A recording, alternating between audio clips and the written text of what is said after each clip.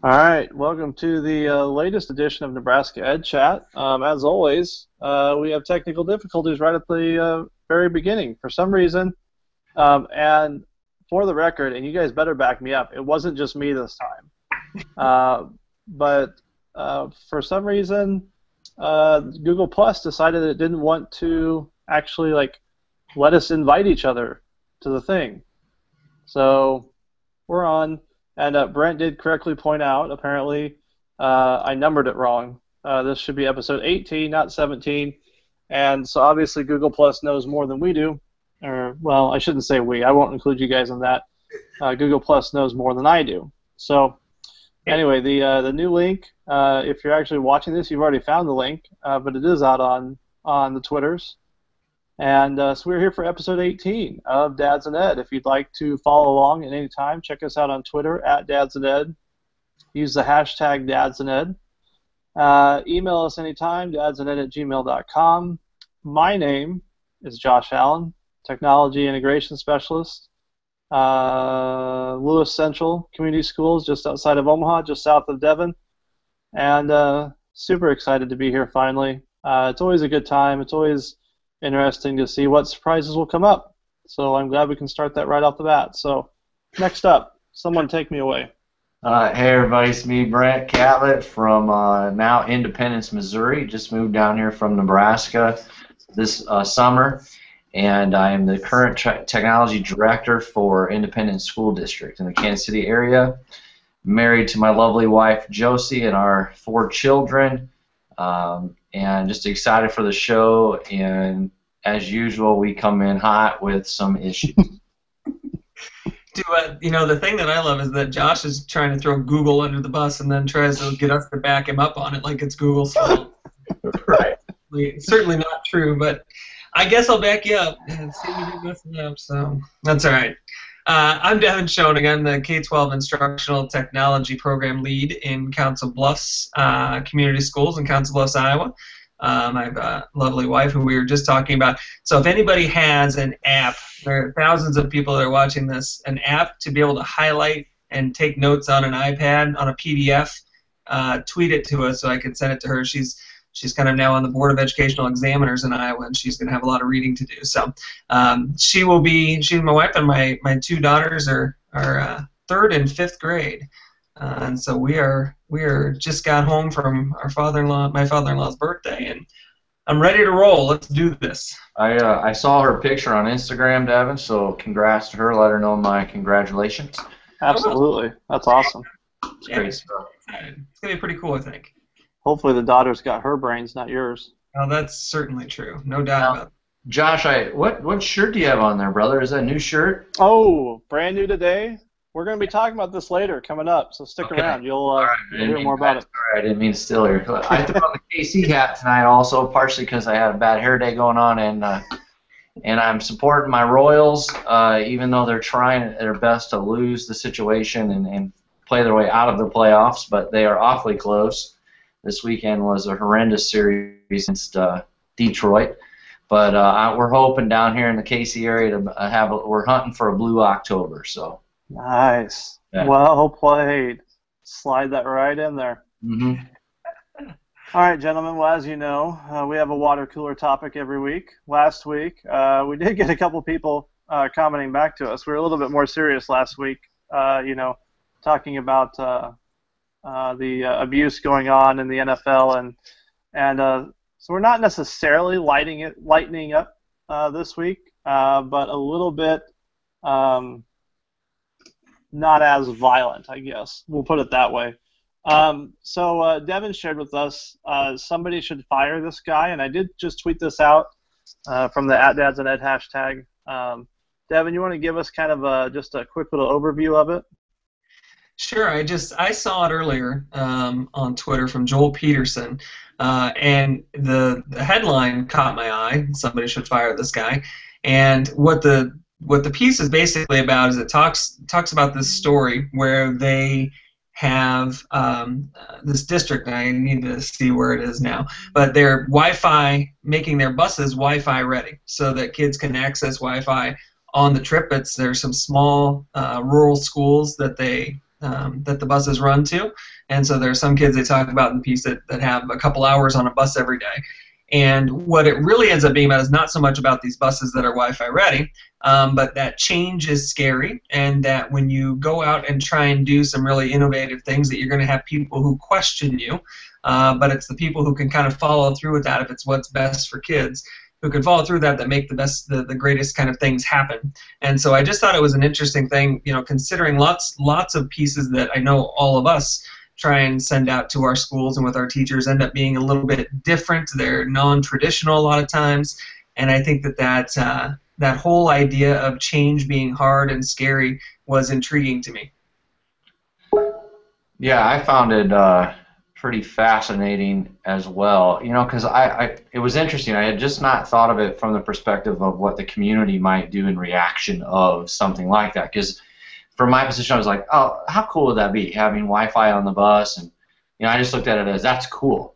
And I hadn't really thought of it from some of the perspectives that he put in that post from the Facebook feed that was just like, this is ridiculous, this is a waste of money, blah, blah, blah, blah, blah. And and then they pointed out that the distance these kids travel on the bus, and then some of their lack of Wi-Fi at home, and just all those situations. Some of them are on this bus for 2 hours, and those people were saying, well, they're not doing homework, come on, who are you trying to kid? And so it is interesting. Like, we do have to be the ones sticking up for what we think is best, and certainly the world is changing with technology integrated within it in our schools. And I love the point too in there about the factor of, like, it's not like what it used to be, and I always pick on my dad in this scenario, but that whole idea of, well, when we were growing up, we walked uphill both ways and it was snowing, that kind of thing. And it's like, yeah, I know, Dad, but it's different now, and it's no disrespect, but it's just a fact of the matter. And so some of those opinions, I think, kind of come from some of that too.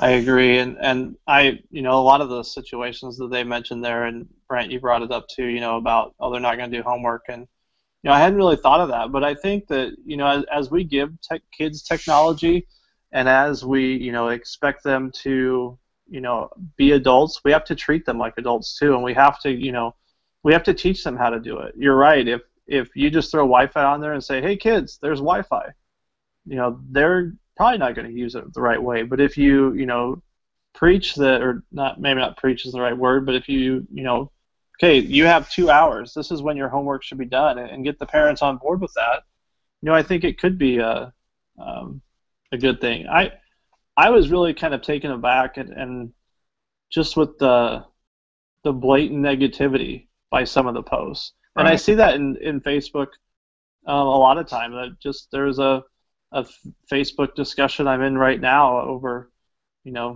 a certain way that you act in public, and I'm just surprised that. I mean, I don't feel like I'm a holier than thou type of guy, but I'm just kind of surprised at how people react. That's completely different than me.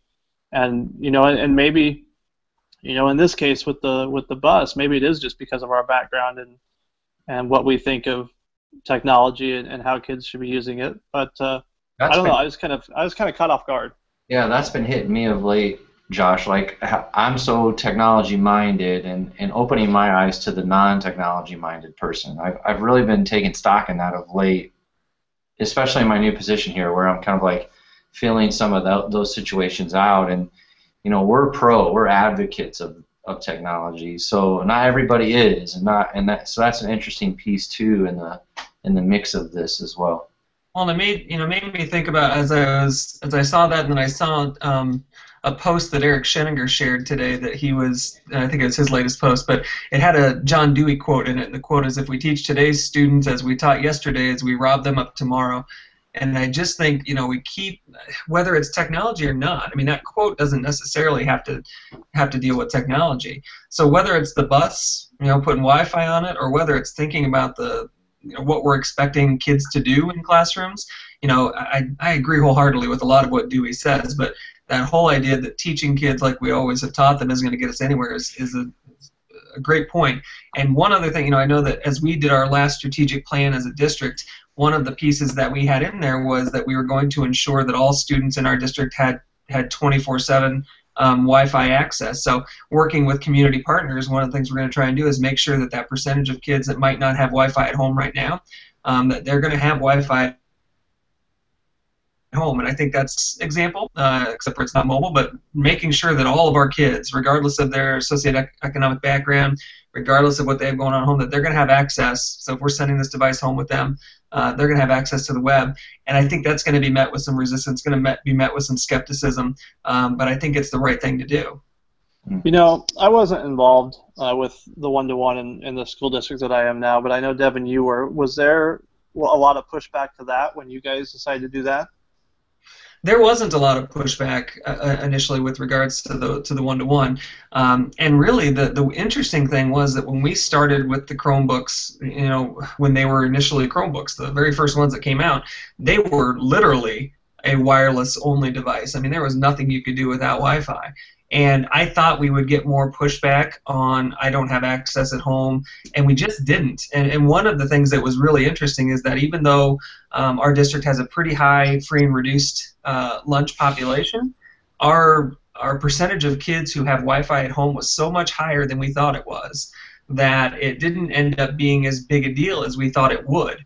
And so, you know, we really didn't have much pushback at all when we initially started. Excellent. Well, it'll be, you know, it's always interesting to read how, you know, other school districts and other parents, you know, handle these situations, and, you know, it would be interesting to see, you know, learn a little bit more about, you know, how they presented it, and, you know, some of the things that they may have tried ahead of time that either worked or didn't work, you know, and hopefully, you know, we can learn from those as we try to introduce something new. So. You know, and it's just interesting to me. I don't know, again, maybe it's because partially I'm in a new place and starting a new venture and situation for myself, but just I've been taking a lot of stock and time and thinking about where I'd like to go in independence and the things I'd like to accomplish and the things I'm evaluating and all that sort of stuff. And I don't know, I'm kind of coming back to those posts on Facebook in this article that are so negative and stuff. And at the same time, I think following our heart in the realm of what we think is best. And certainly all of us would probably say you got to have a balance of technology and good teaching, of course. But at the same time, I just am not going to accept that technology is not a part of the mix. And I'll go to my technology grave with that in the realm of fighting for the good fight of technology for kids. You know, because from the day I started teaching, and I feel like I've been telling this story of late in Independence all the time, but that's how I engaged kids, was through technology. And I was beg, borrowing, and stealing anything I could get my hands on in my classroom in order to make that happen. And it was as simple as a small little Apple IIe thing that I had that had, the only thing it did was Brickles. And I had Brickles tournaments during indoor recess, you know, and yet the kids loved it, right? And I mean, it was just a silly little machine that's literally all it did. And it served a purpose, you know, and so I would hope with all these rollouts of technology, or if they went Wi-Fi on buses, whatever. But like you said, the other thing that's coming up to me a lot, guys, is just the education of parents and kids, kind of like you were talking about, because that's a piece I think we're behind on a hair too. Everyone's been in a race to get to some sort of one-to-one status, and then now parents don't know what that looks like. And you know, these folks don't know, so I hate to say that they're ignorant in their comments, but to a degree they kind of are, because they're just not educated on what's happening from our perspective as the professionals, you know. I would say to that question, Josh, that you asked earlier about if we had any pushback, there wasn't a lot of pushback, but I think where we lacked, and we still lack, is we didn't do a lot of you know, bringing parents in, not for necessarily a presentation, but to bring them in for a conversation. And I think about doing it all the time, is I need to put together a series of events for parents to come to that really are just conversations about why we're doing the things we're doing. Because, you know, it is a lot different than the way even we went to school. We're not very old, but school wasn't, you know, even 20 years ago, 15 years ago, 10 years ago, school wasn't like it is now. And so I think that, you know, when you look at change, and you look at the way that students are going to school, and that, oh, they all have a device and there's so much access to the internet, you know, that why is that a good thing? I just think we haven't done a good job of doing that whole selling of the why, the whole Simon Sinek start with why. we haven't done a great job of bringing parents in, having conversations, and I know some districts have, but I know that we haven't. It's something that we need to focus on, and I don't think a ton of districts have done that. Excellent points, gentlemen. I think it's definitely something that that we'll come back with, and we've talked a lot about parent interaction, obviously, with the nature of the show. So, great discussion. So, That's good. Moving on to Dad Moment of the Week. I believe that I've mentioned that my 6-year-old has started soccer this year. He's not too bad. He scored a goal in each game. For his first year of playing, that's awesome. Wonderful. I do not like soccer. I've never liked soccer. But as we know, it doesn't matter what I think. It matters what the kids want to do, and so I, am there and supportive and playing with him, afterwards and everything. And tonight he comes up to me outside. He goes, "Dad, I just wanted to let you know, I don't really want to put anything baseball up in my room right now. I just want it to all be soccer." And I just kind of looked at him, and he goes, I'll put some baseball stuff in there at some time, but I think I should put my soccer pictures up there, like the team picture they get for a 6-year-old. So I don't know if he's caught on. I need to do a better job of not letting on, I guess, and suck it up a little bit more. But I thought it was quite the interesting discussion. My 6-year-old had to have a sit down with me about his sports preferences. So that's pretty funny. Yeah, we do have the Omaha World Herald the last couple of years has done kind of a poster making thing where they put out a different piece of the new uniform that Nebraska's wearing next week, and so we are putting that up on his door. So we're doing football and football both, but Nice. Interesting sit down my kid had to have with me today.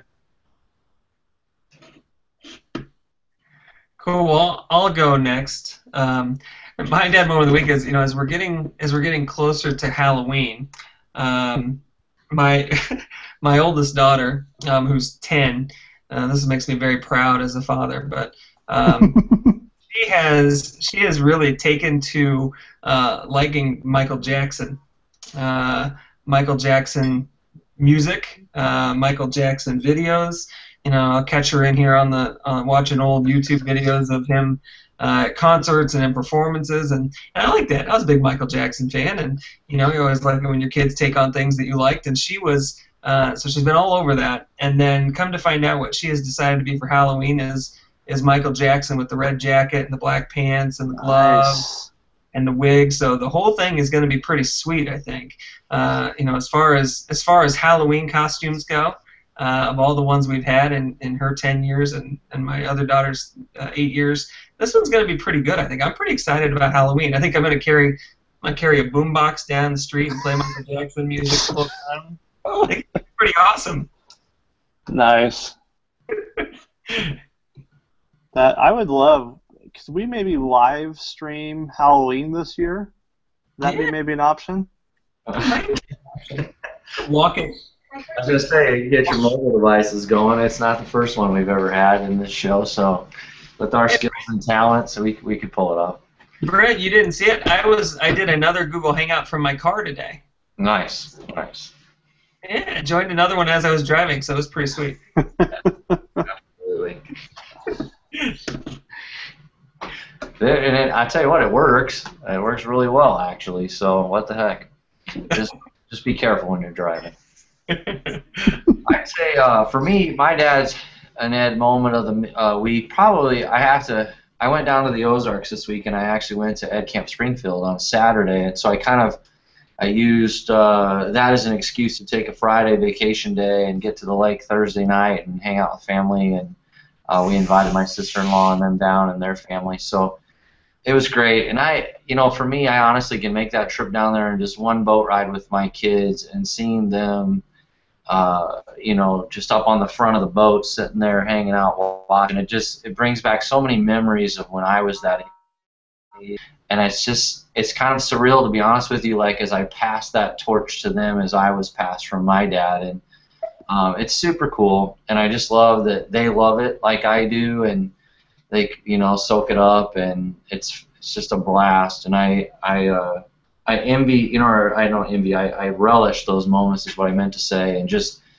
being with them in that space and sharing that love I have of, boating in the Ozarks, and that was part of my strategic move in getting myself here to Kansas City so that I could be that much closer to the lake and make it that much easier on us to get there. So really enjoyed that time down there this weekend with them, and they added a heater to the pool this year at my parents' condo, and wow, it's super cool. I mean, because it was kind of cool out, but it was warm in the pool. So we were just my boy Charlie, who is almost 3 here in October. It was funny. We were down, I don't know, I want to say the end of August, and then whatever it is now. And in the end of August, I couldn't get him to jump off the side into the pool unless I was like standing underneath him.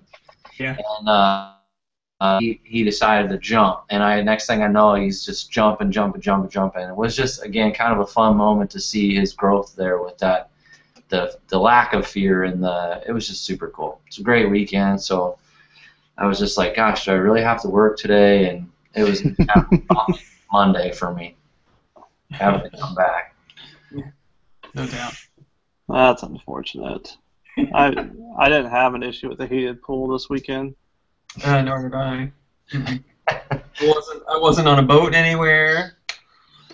I went to, we were out in Kearney at my alma mater, University of Nebraska Kearney. Went to a football game, and it's great because you buy, let's see, it would have been a $9 ticket, $8 ticket, something like that. We walked in after the game started and still were standing next to the field, on field level. Then we decided to walk to the other side of the field and sat in the front row. I mean, and it's funny, like, my kid doesn't even know what to do. We've been to a Nebraska game where you're all, scrunched in and you can't move at all, and now he's got all this freedom. He just goes like a crazy guy running all around. But I don't know. D2 football is quite different than the big time. Yeah, I saw your slow-mo on that. I don't know if it was a kickoff return or punt return. That was kind of cool. Well, got to try out the new iPhone 6 that I got on Friday before we left. Oh, nice. Thanks for letting me weave that in there. Yeah, fancy smancy. So, hey, did you see, before we introduce our guest, did you see Andy, Motec Trainer? He sent a tweet. He didn't hashtag it with Dad's Net Andy King, and he said he heard mention of Halloween. While it was not Halloween, he did wear a Nebraska shirt on Nerd Day. So I just sent something back to him. Said maybe we should create a Dad's and Ed contest of some kind. What would be a better day, a better named day other than Nerd Day that we could say for wearing a Nebraska shirt? Something in the vein of like Loser Day or something. Oh, I was thinking Winter Day. So we'll see if anybody brings anything back. But I think we should go ahead and tweet Andy back and ask him what Iowa's record is and what Nebraska's record is currently, and then we'll talk. I think that should be our contest for the night. We've never done a contest for the night, but contest for the night tonight. What would be a better name of a day to wear a Nebraska shirt at school other than Nerd Day? So I'm going with Loser Day. Use the hashtag Dads and Ed. Gentlemen, if we were having a contest for best dressed, we just got our butts kicked by our guest. Yeah, no doubt. Dude is dapper as always. I'm disappointed he doesn't have a bow tie on myself. That's tomorrow. It's only Monday, guys. It's only Monday. That's right. You can't waste a good bow tie on a bad Monday. Ladies and gentlemen, we're extremely excited to be joined by Jeremy McDonald, Director of Tech and Innovation. What school district? Redmond School District. Why? Well, you have Ben Lapine on your... That was my school... I need to change that. That was okay. That was last year. Well, that's what I thought. Okay. I see. Oh, you have a lot of... That's on my... Yeah, you put it up there. It was the last time I've done a hangout on Earth. So, yeah, we have a lot of tech issues as always. Sometimes they're not my fault. Most of the time they are. I'm glad that one's not mine. But, Jeremy, I don't know what you're talking about. It says Redmond right there. My bad. I'll take that one. I'll take it. I'm just kidding. You can always blame him on Josh. Yeah, it's pretty much the running joke, yes. Or usually the truth. Anyway, Jeremy, go ahead and introduce yourself to the thousands of people on. Thousands? Wow, you guys have a lot of followers. Well, I mean, if you count the podcasts, it might get there. Maybe. You already said half of it. Jeremy McDonald. I'm Director of Technology and Innovation for Edmond School District. Currently live in Central Oregon, and 4 kids. So I am a dad, relatively busy dad. Ages 9, 7, 5, and 3. So 4 in school. The baby is in preschool 2 days a week, so that helps mom. But yeah, I don't know what else you want me to share. That's kind of the basic introduction there. What, Jeremy, one of the things we talk about on the show that we try to kind of hit at with every guest is the balance of being a dad and doing what you do, for your job, and this, perhaps if that's a struggle for you like it is me, or maybe not in your scenario, but what is that for you in the realm of balancing fatherhood with job and everything else in between? It's never ending. Yeah, I think balance is, how do I phrase this? It's a lot like, I don't know, maybe a unicorn. It's elusive. People say they have it or seen it, but I myself have yet to attain it. So I try my best at it. I think I definitely could improve. This last week I was super duper tired. Probably could have helped out more around the house. But I do what I can when I can. I get home, try and put everything away so I'm not on my phone or anything else, and help make dinner and do homework and read and clean and put the kids to bed. And if that doesn't involve somebody raising their voice or getting upset or children crying, then it's a good night. But yeah, no, it's difficult. It's definitely not something that I can say that I'm an expert at, but it's something that I'm pursuing daily. Along those same lines, you find one impacting the other. So being a father impacting the job you do at your district, or the things that you do at your district, dealing with adults and kids, impacting the way that your father or your husband at home. That's a good question. Thank you. I wish I had the patience that I have at work at home. Amen. I'm a very patient person with adults and working with them and teaching and doing what I do. When I come home, I don't know if it's just because it's the end of the day or I have different expectations for my own children. I just wish I had the same patience at home that I do at work, and I've been reminded of it a few times. So. I likewise. I've chalked that up to I can make a computer do a lot of things very quickly and very efficiently, and I can't push the same buttons on my kids to get them to do that. Mm-hmm. I can do Control, Delete, and restart, and everything's great. My kids do not have that function, which is weird. I thought they would, I guess. So you and I have known each other for a while, and I know you used to be an ELL teacher. Mm-hmm. Talk a little bit about your transition from the classroom to where you are today with Director of Tech and Innovation. So I started in the classroom back in 2006 as a third grade teacher. I was a kid with braces still, actually. I had parents walk into the room, look in one door, walk over to the other, look around, and then come up to me and ask if they knew where Mr. McDonald was. No joke. Like I probably had 4 or 5 parents the first day of school do that. And then somehow I was able to grow some facial hair. But yeah, I started in 3rd grade. It was a great year. I learned a lot. I don't remember a lot. It was one of those years that you just hope the kids turn out okay in 4th grade. I think you remember that from your first year in the classroom. Yep. Then I was kind of thrown into the fire. I got what I asked for. I had asked for a 5th grade classroom, and all that was available the next year was a 5-6 split. And the 6th graders were on the tail end of a 2-way immersion program. And so we were phasing the program out because it wasn't done real well. So I had normal fifth graders, so I had about 20, I think I had 24 fifth graders and 11 sixth graders. And the sixth graders were two-way immersion, but the fifth graders weren't. So not only did I have 2 grade levels, but I also had a two-way immersion class, kind of. So that was a really interesting year. That was one of those years, again, that I don't remember a whole lot of what happened. I just kind of hoped that it worked out, and it did. It was a great year. I learned a lot about myself. I learned a lot about learning. I learned a lot about kids. The next year, 5th grade, was part of a 2-to-1 grant. Following 2 years, I was part of that. The tail end of that, I became the instructional coach for it.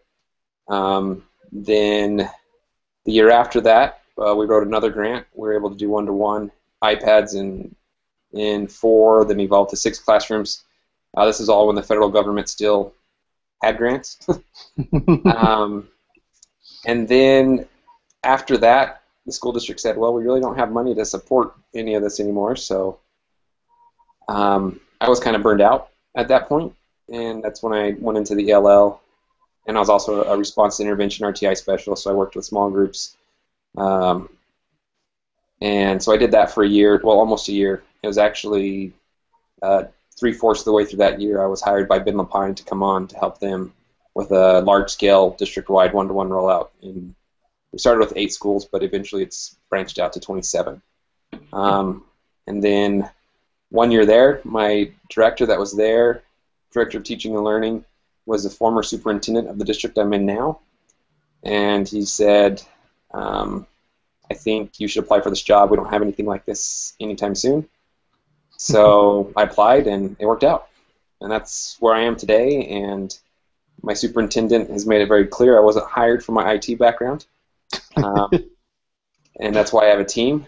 I was hired for the instructional side, for the leadership, and I'm excited to see where this year goes. I'm already super busy.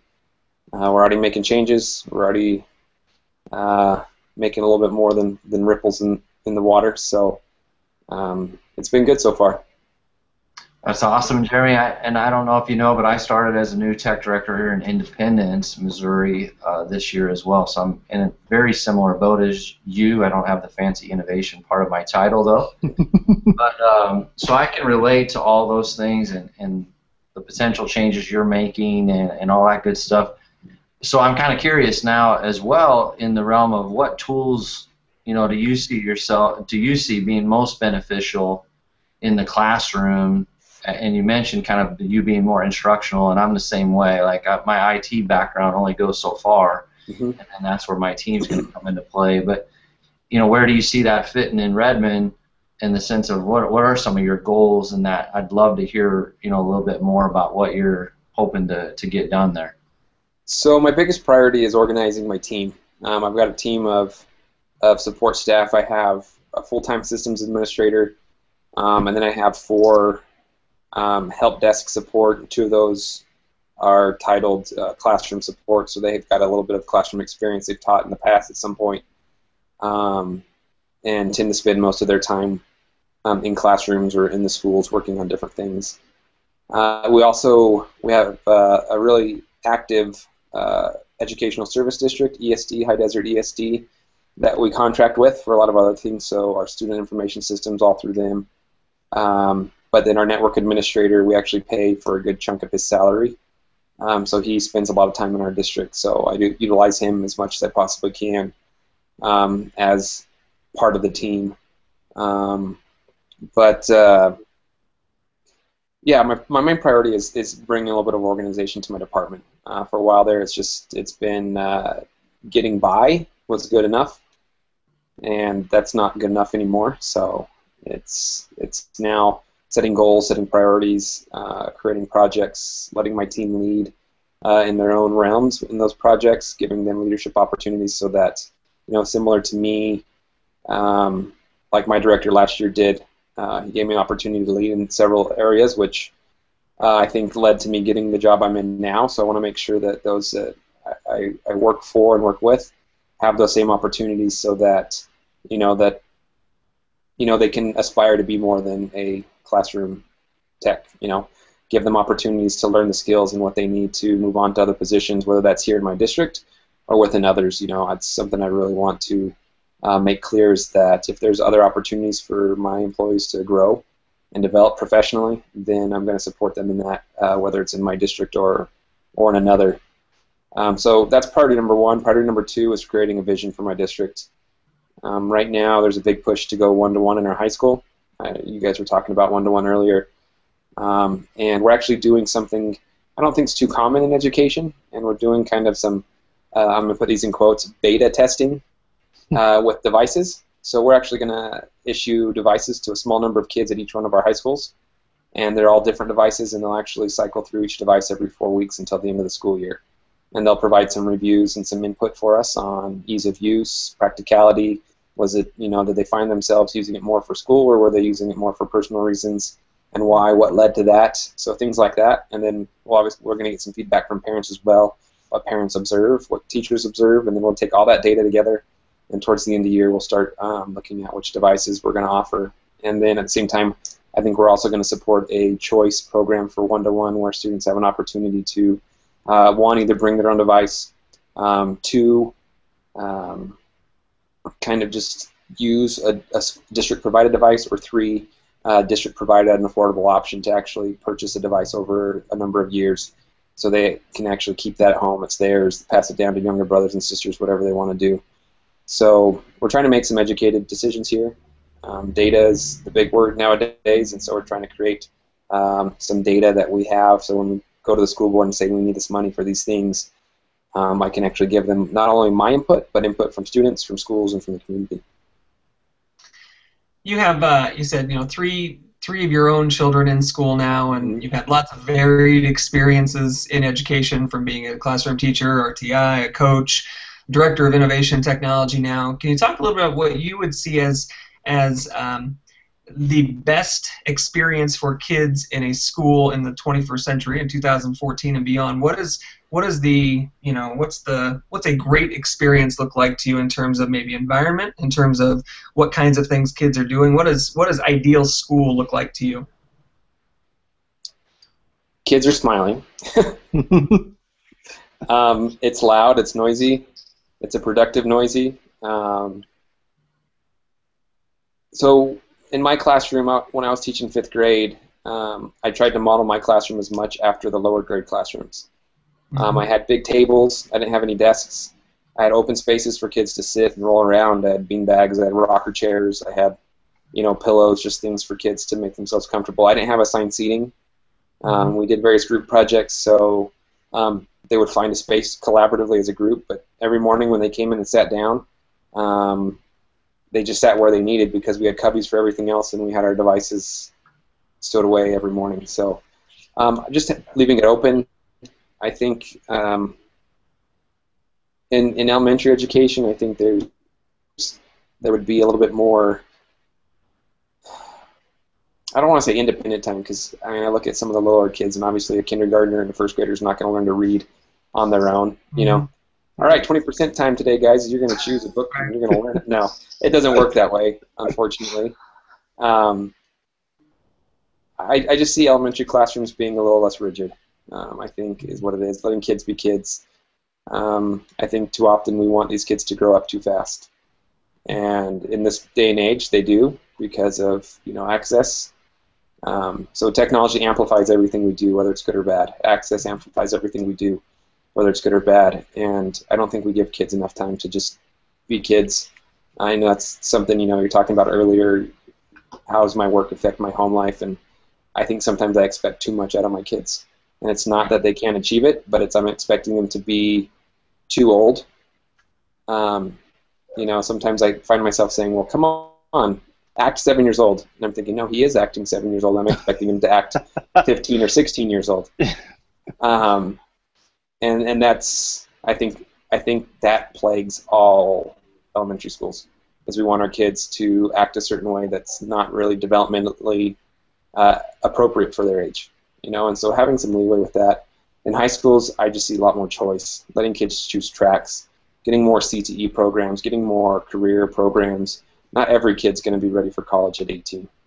I went to college with kids that dropped in and out of college multiple times. And I know people that went to 2 years of an associate's degree when they were 25 because they didn't know what to do before that, and now they're making a good living. They live a happy life. But we don't give kids enough opportunities to find out what's in the real world because apparently we're preparing them for the real world instead of actually letting them live in the real world.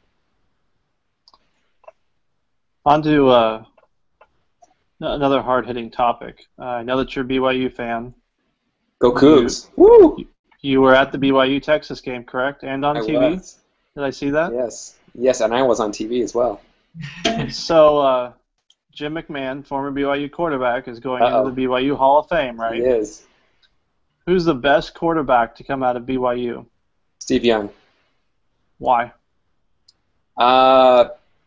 He's one of those, when he needed to be a pocket passer, he was, and when he needed to move, he was mobile. I mean, he's by no means what today we would call a mobile quarterback. He wasn't exactly the fastest guy, but he was smart. I think something that Steve Young was able to have that a lot of college football players don't get time to have, and that's maturity. A lot of BYU players come out of college a little bit more mature than others. You know, the average age of BYU football players is 21 to 22, whereas the average age of every other Division I is between 18 and 20. So a little bit different maturity level, but I just think just based on his overall presence on the field, leadership, McMahon was the show. You know, I grew up watching him, and then grew up watching Steve Young, grew up watching Ty Detmer. Ty Detmer was great, never quite equated into the college quarterback or NFL quarterback. Mm-hmm. I mean, if you're looking at college quarterback, I would say probably Ty Detmer or even or John Beck.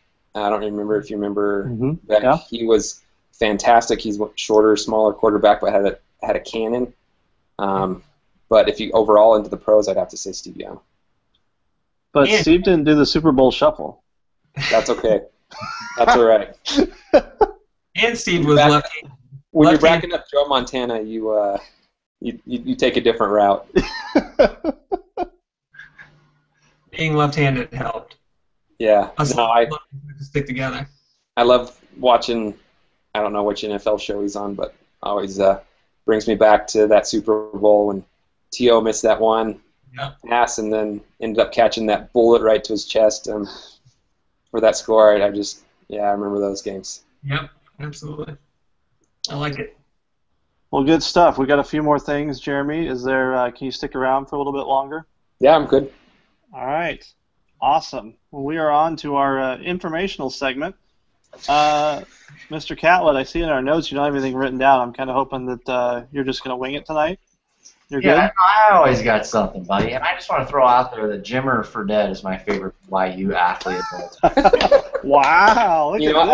I saw Jimmer in Texas.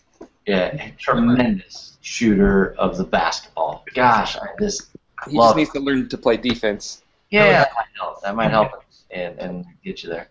He's playing for the Bulls now, though, so I think he's going to have some more playing time. He's playing for the Bulls now. Oh, I didn't know that.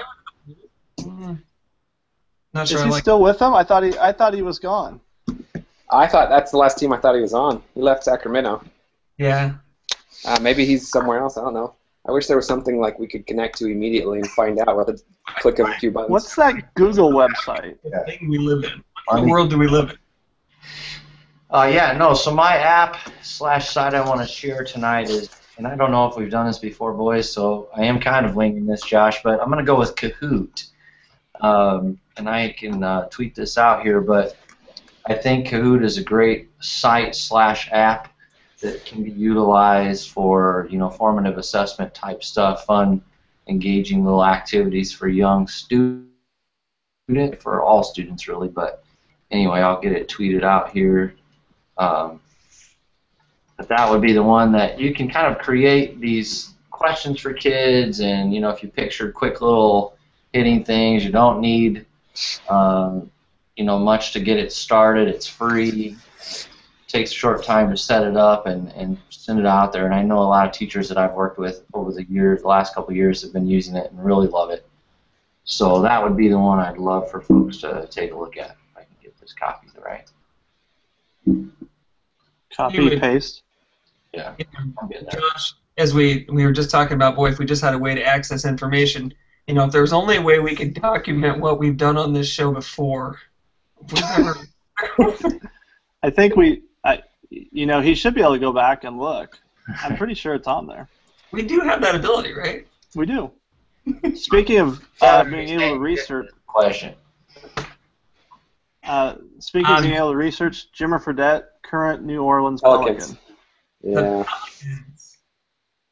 Yeah. He'll fade away into the highlights of 60-foot three-pointers. All right. Is that your new iPad? Yes, it is. The new iPad. iPad mini-ish. Sorry. Getting my notes ready for my segment that I just realized is not date night. But let's go ahead. Move on. What will be great is when the iPad mini becomes smaller than the iPhone 6 Plus, and we have this we live in this weird place where the iPad is smaller than the iPhone. Yeah, that's going to be weird. I did not get an iPhone Plus 6, whatever it was called. I definitely don't wear skinny jeans, but I don't wear cargo pants every day. So I don't think I could do the 6 Plus. It looks a little large for me.